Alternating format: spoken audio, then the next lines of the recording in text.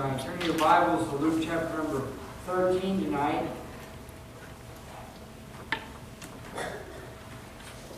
I'm going to start reading with verse 1.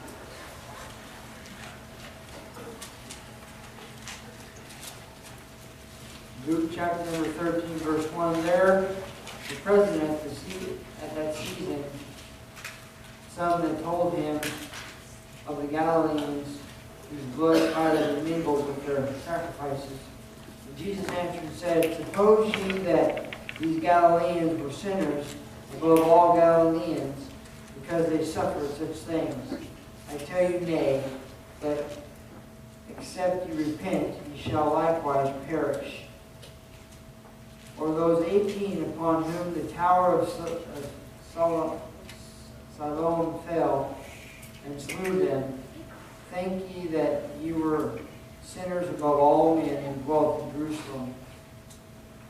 I tell you, nay, but except you repent, ye shall all likewise perish. 18 people were killed when the tower fell, and that was what Jesus was trying to comfort these here about. And that's what I've decided to go with, is that sometimes we have to face tragic before we understand what God is doing.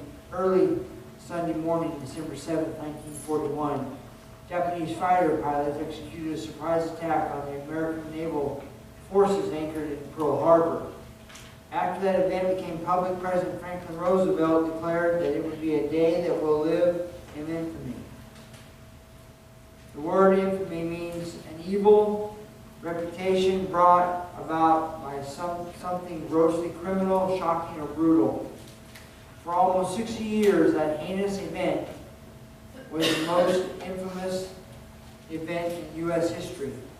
However, Tuesday, September 11, 2001, we witnessed a new day of infamy that eclipsed the horror of Pearl Harbor. As we watched on live television, thousands of American citizens and people from other nations were sent into eternity by an act so brutal and so devastating that it's almost beyond comprehension. The loss of life was staggering. The economic costs haven't even begun to be measured.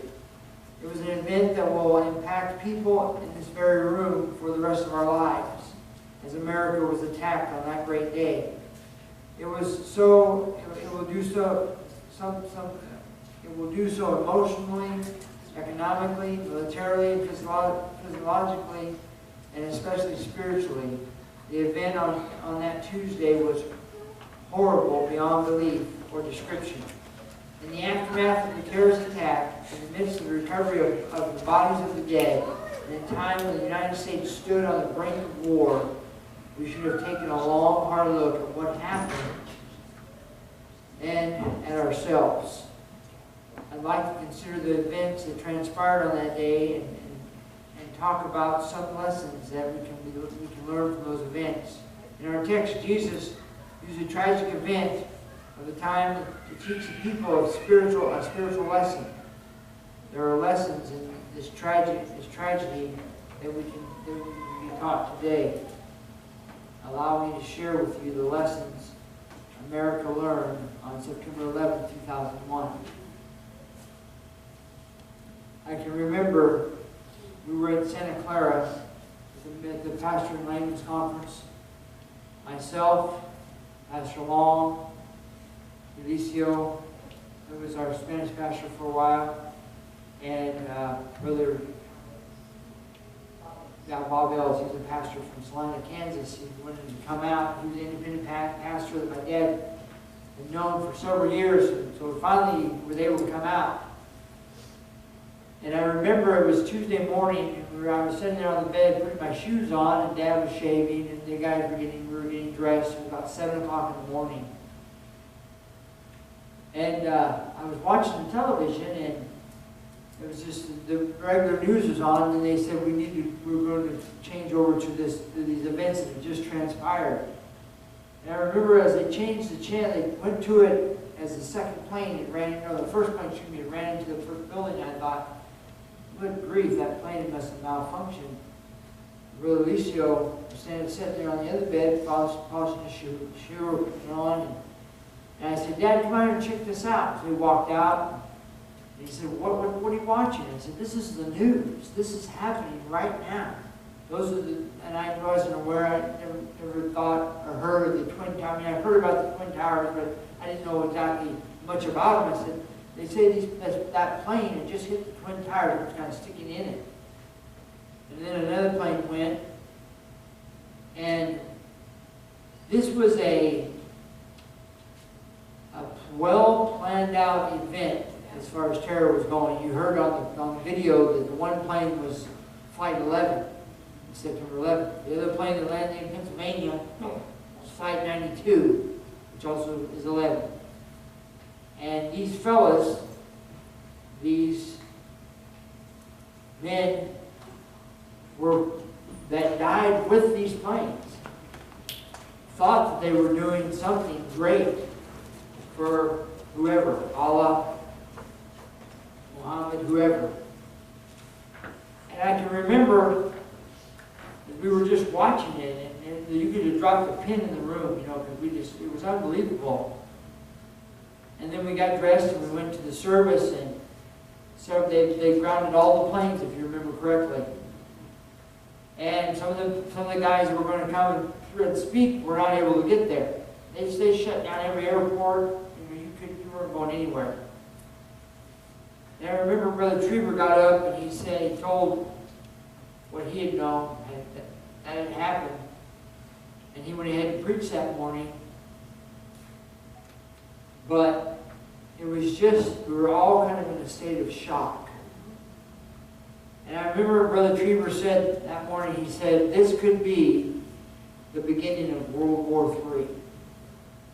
Because you remember last time that this happened was in Pearl Harbor. That was a military base, a military place, port. He said these people weren't military. These people weren't even, they were just people like you and me going to work. And their whole life had been devastated. You saw how some of that video was it showed a little bit more on TV, how people were just jumping out the windows at 30 stories.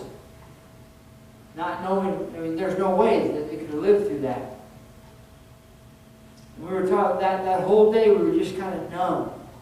Well, then the conference had closed on Thursday, and Brother Bob Ells, he couldn't fly back. He was because they had the planes grounded for that week, if not a week and a half.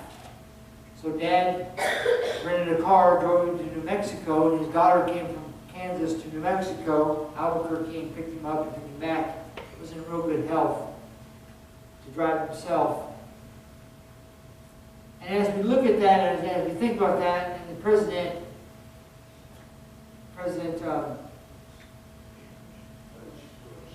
Bush made it a day, a national day, a holiday, a Patriots Day, called Patriots Day. But as I was thinking about this, and I was thinking this last week, and every time this comes around, I think about how many lives have been changed that day for the rest of their life. You say, well, what's harder, watching somebody fade away or that? Neither one's easy. Neither one is easy. Well, I want us to turn to we're in Luke chapter 13, but I want us to look at a few things this evening. The first thing is a lesson learned. We learned a lesson about life that day. The Bible says, and I quoted to you earlier, James chapter 4, verse 14, whereas you know what is on the morrow, for what is your life? It is even a vapor that appears for a little time and then vanishes away. We have no promise of tomorrow. According to Proverbs 27, verse 1, boast not thyself on tomorrow, for thou knowest not what the day may bring forth. We don't know what tomorrow will bring. We don't know when something like that will happen again. Because, you have these radicals and these crazies that think that they're doing something good for some dead God. And I don't understand it. As we got on the plane, as we went through the airport, if you've flown since then, I'm sure some of you have, you may have never flown in your life, but you go through and you get into this x-ray machine and you raise up your hands, it goes around you real quick, and you're not taking anything that they don't want you to take. I remember a couple of years after it happened, we were taking a laptop on an airplane to watch a movie on a long flight, and they pulled us inside, and I thought, oh, it's hers. You criminal.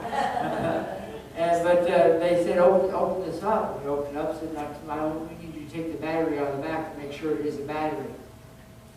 And so we did, and I said, what could it have been? She said, well, just to make sure there was a sealed battery and not something that had fluid in it, the green. And I thought, yeah, great.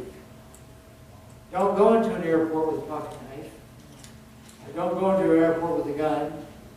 And as we were watching, they tell you what to bring, what not to bring, but every time we phone, there's always that knucklehead that's got something in their bag. They don't probably mean to do, but it's got something in their bag that they shouldn't have. You can check a bag with all your personal hygiene on it, but you can't take just anything on the plane of any size. And this guy was upset. This last time we were going to Louisville, he was mad. Well, what do you, you're accusing me of, no, we're just trying to figure out, what happened before wasn't something that we ever thought would happen, but you never know. And the thing is, the trust factor has dropped. Well, there's a lesson we need to learn about life. Life is brief, and life is precious. Matthew chapter 10, verse 29 through 31. And are not two sparrows sold for a farthing, and one of them shall fall to the ground without the Father? But the very hairs of your head are numbered. Fear not, that you therefore are more value than many sparrows.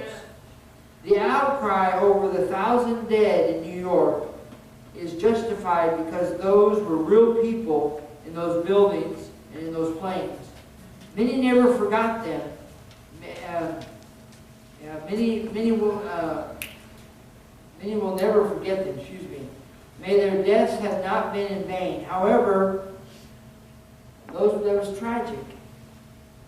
But I got this. However, about 4,000 plus who die every day legally in the abortion clinics are forgotten. What about the 4 per second who are dying every second? That amounts to about 345,600 people who die per day, and the majority of them are lost. And we don't think anything about it. Where is the outcry and the outrage over these lives? Life is precious, regardless of who they are or where they are. God loves us the same as the lost. Loves us the same as the lost, the Christian alike. Life. The next thing is life is tragic. The Bible says in Job 14:1, man is born of a woman and is of a few days and full of trouble. Ecclesiastes 2:22 and 23.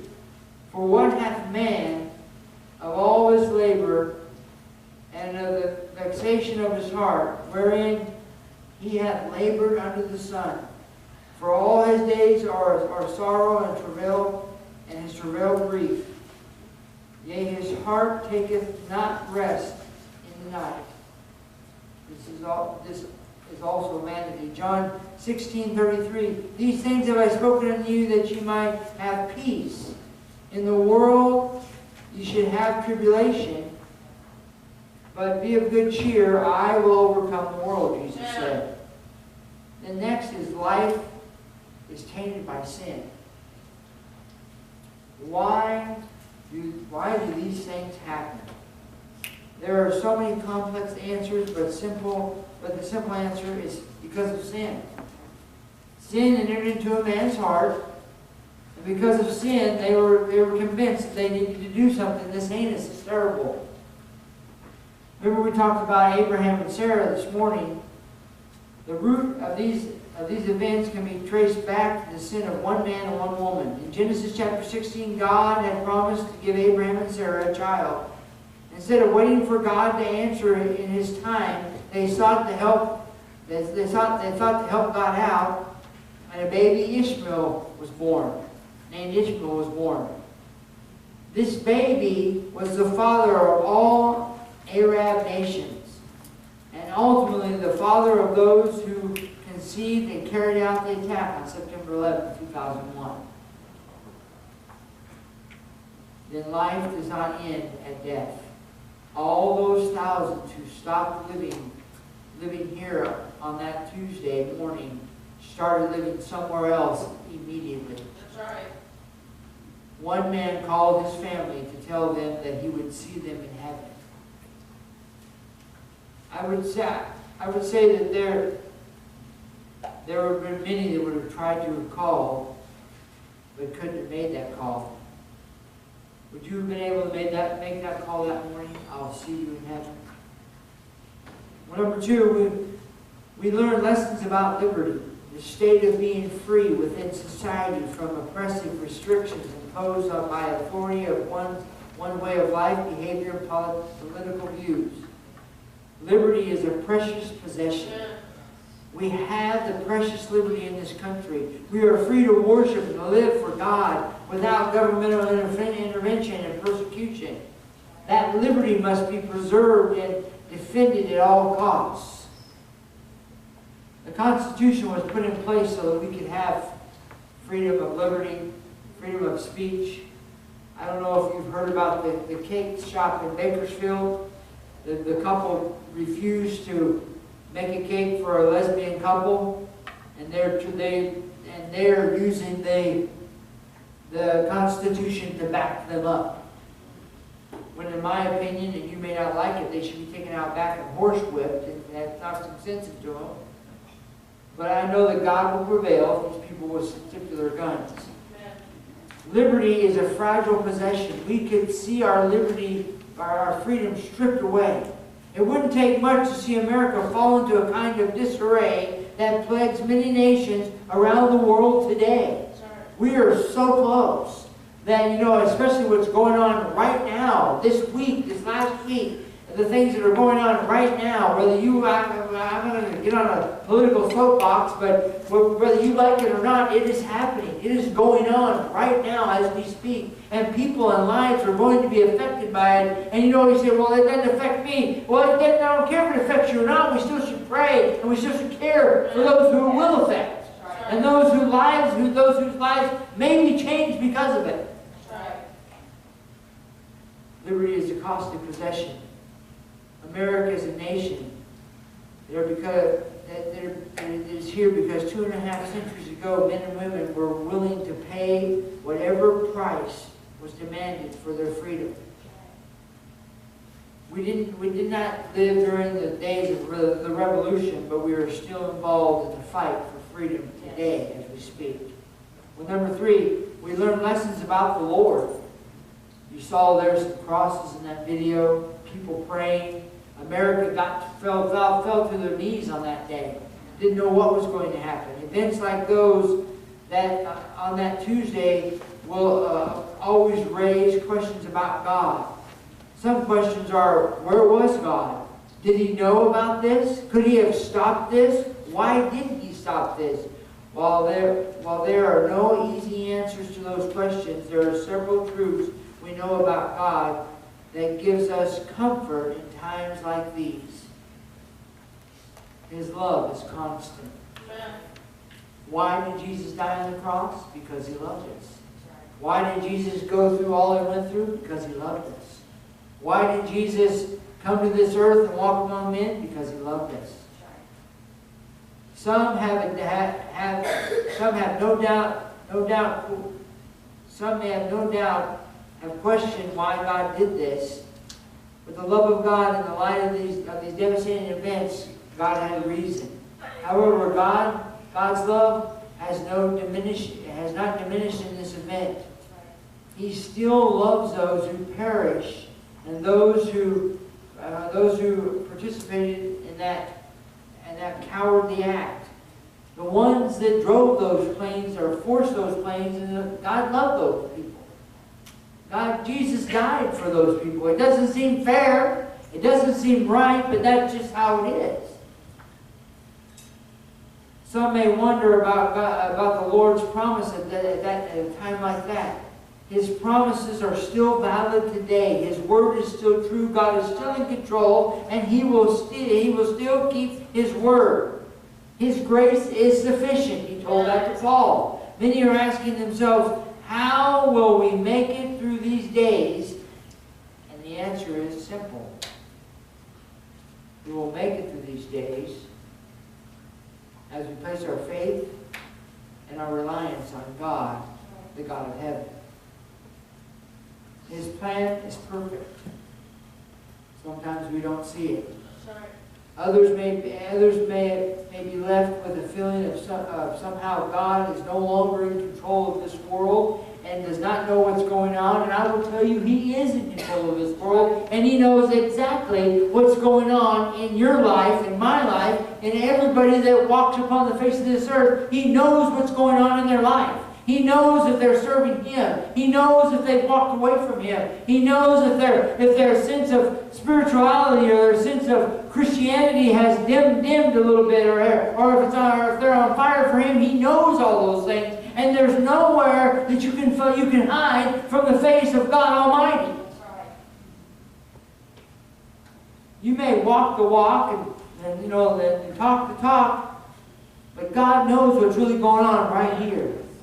God knows if you're serious about what you're doing.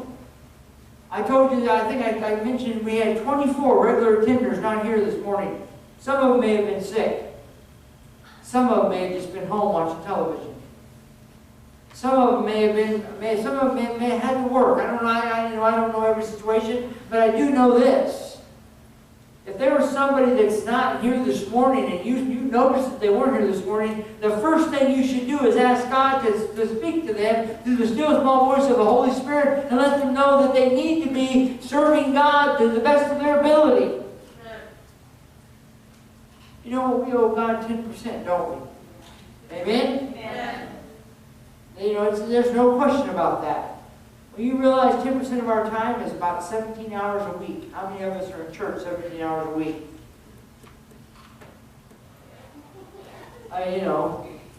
Sister Claudia and I, and Sister Russell, and some of the other Sister Plum, we're here. But you know what I'm saying. We're just here. But we need to serve. We need more church and less world. Yes. We were talking this afternoon.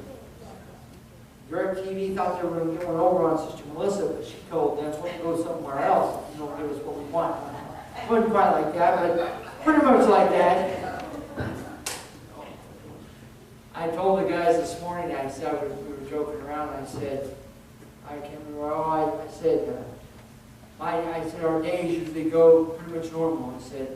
I asked one of the fellows, does your wife get up and fix your breakfast before you go to work, no matter what time it is? I said, my wife's going to start.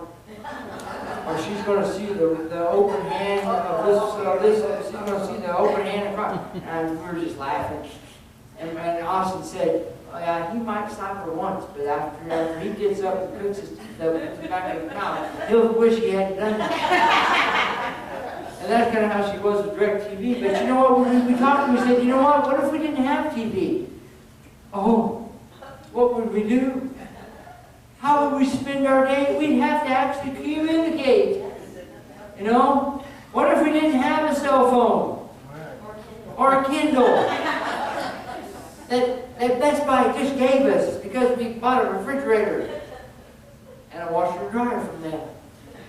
They felt it in their heart just to give that. And I'm not one for Kindles, but maybe that's your own. I'm not a Facebook guy either. If you're trying to be my friend on Facebook, it's not me, people. And some of you have tried to become my friend on Facebook. It's not me. I don't know who put that up there. I don't know how to get to it to shut it off, but it's not me. But I was thinking, you know what? There are so many things, and we get all tied up in it and all caught up in it. I was thinking, as I was putting this message together, how many of those people that drifted off that day, and I don't have the exact number, I don't know if they did, went out into eternity lost and undone.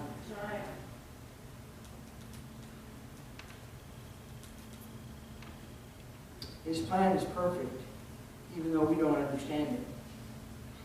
Some may be guilty of questioning God's plan for the ages. Let me just say that God is a sovereign God.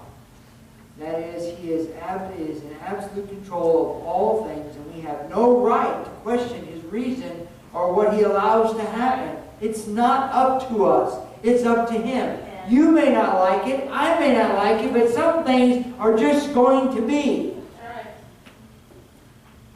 May we ever remember to follow Him. Well, number 4, He is in control. He brings rules to power for specific times. He allows these events to accomplish His own purposes.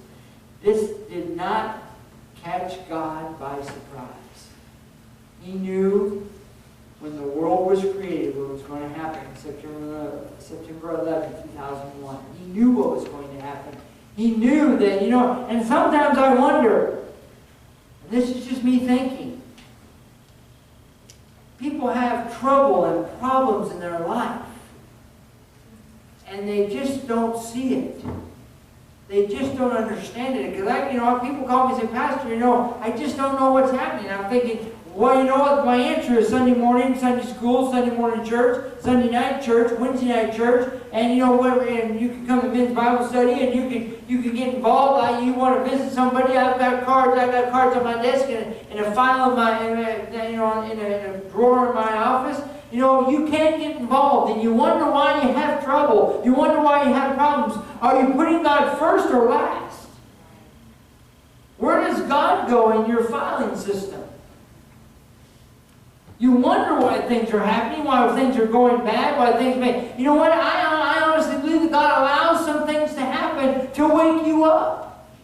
To get you back on your knees, to look straight to Him and stop looking to anything else or some a help book or Dr. Phil or Oprah or whatever. To look to God because He is the only one that has the answer. You realize that those people will be standing in line having to give an account for what they've done on this earth just like we will. They'll have to be standing in line either with the sheep or with the goat, and God is not going to pull any punches. God doesn't say, God's not going to show any favoritism on anybody. All He wants to know is, where is your heart? And what have you done? And why won't you live for me? And why won't you put me first? And why did you always put me last? And why did it seem like that, you had something else to do, anything else to do, regardless of how important it was? You put me down on the bottom shelf. Why is that? Right. Some people that come to me and I know what they're going through, and I want to say, you know what? Why don't you get your heart right with God and put God first and stop putting God last and see what happens? See how God will help you and God will take care of you. But they don't want to do that. They don't want to do that. And sometimes it's too late. Sometimes they wait.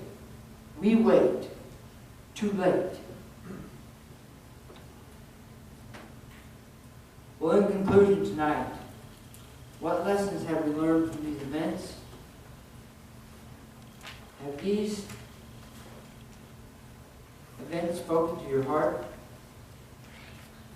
Maybe you came here tonight with questions. Those answers will be found only in the Lord, or only by the Lord. Maybe you came here tonight knowing that if you had been in one of those buildings or on one of those planes, you would have been dead and maybe not been able to face God with a clean heart. Salvation is in Jesus Christ. I know we're all home folks tonight. But you know what? As those people left this world and went into eternity like that,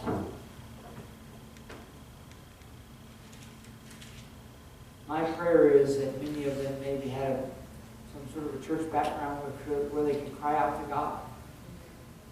They say, and you've heard, one of the biggest prayer meetings going on in hell right now. Some of you have heard of C.S. Lewis, who's the author. He's gone. Be with the Lord several years back. He wrote several books. At the age of 15, he was a devout atheist. Didn't believe in God. Didn't want anything to do with Christianity. And through his life, he came back to Christianity. And he said this. He said, if all of this Christianity, quote unquote, is false and fake, we have nothing to lose by living a Christian life. But if all of this is true, and I do believe it's true, he said, then we have a lot to lose. Right. He said the best thing that could have ever happened to you was your walk with God. He said, but the saddest thing that could ever happen to you was your walk away from God. Amen. Remember what I said, and I'll say this and we'll close. So many times I see people, there's gods here, and they're trying to live as close to God as they possibly can, and call themselves a Christian, but as close to the world as they possibly can, and still call themselves a Christian. Yeah. Don't play games with God. Right. God knows what's right here. Let's sing together tonight.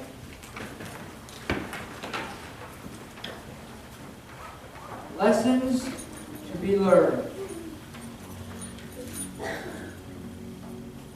I want to leave a legacy. When I leave, I want to do what God would have me to do while I'm here.